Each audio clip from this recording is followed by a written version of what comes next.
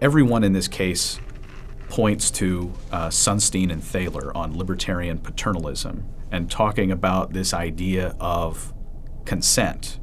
And I think a lot of people try to come up with a good proxy for consent when it comes to opting into a system in which your union dues will be used for political activity, or opting out of a system in which your union dues or payments that you make to your union will be used for political activity. What does this case say about that notion of consent? Well, it says pretty clearly that opting in is pretty much required, at least in this one area. It didn't say that opting in is required totally, but just in this one area. And so on that Sunstein-Thaler kind of nudge thing, well, we all know this, right? We know that that's why you don't have to write one check to the IRS every year. They take it out slowly over the course of the year because otherwise you wouldn't be able to tax people as much. There's all these little things that work that way. And for a long time, having people only opting out of political advocacy. These are non-union members, remember. These are people who do not want to be in the union. And the opting out procedure was in many ways just presuming that they agreed with the union's political advocacy, except for going through this procedure of filling out a form and objecting and getting a refund and all the things. And if they didn't do that, which of course people may not have time, may not want to go through it, then it was presumed that they agree with the union political advocacy. And that just doesn't make any sense. They're trying to put the burden essentially on the people who have expressed that they do not want to participate in the union, putting some burden on them to either just pay the fee or actively say, I do not want to pay this fee, otherwise it would get paid automatically. The union itself never said that this fee was explicitly not going to go to political activity. So it's clear that by allowing that money to flow without some sort of affirmative opt-out, that it would be going to political activity. Oh, absolutely. They totally said it would. What happened in this case was that they created a new taking from the people, from the union members and the non-union members, to fight two specific California propositions that were going to curtail union rights. And the real irony there, and everyone knew that. That's what they were going to do it for.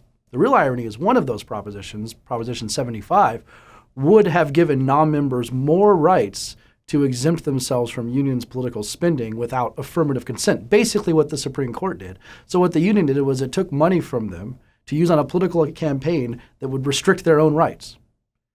And that's sort of ridiculous.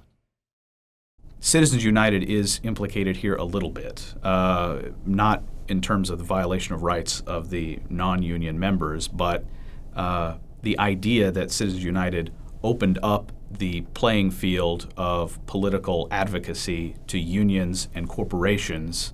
What do people argue about how that it plays out in this case? Well, it's very important to remember, as you pointed out, that unions got the right to speak from their general funds, just like corporations did in Citizens United case, independent expenditures on elections.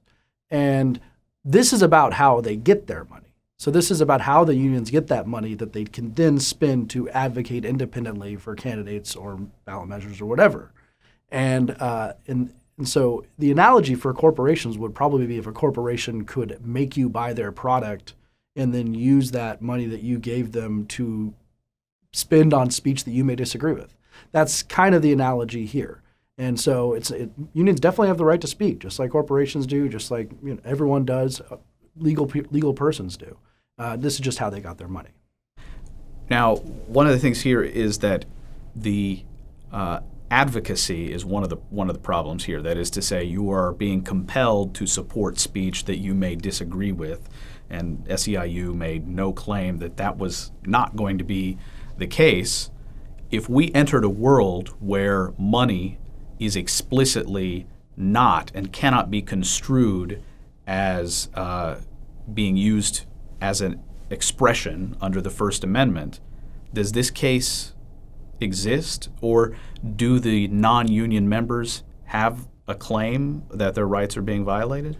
Probably not. It would if money was not speech, and of course you have to work out exactly what that means. But if money was not speech, that would mean that unions and lawmakers and the laws that the unions operate under, they could restrict things indirectly, money indirectly or directly, that was going to be used explicitly for political advocacy, and the First Amendment wouldn't be implicated at all. So without money being speech, the First Amendment wouldn't really apply here, probably.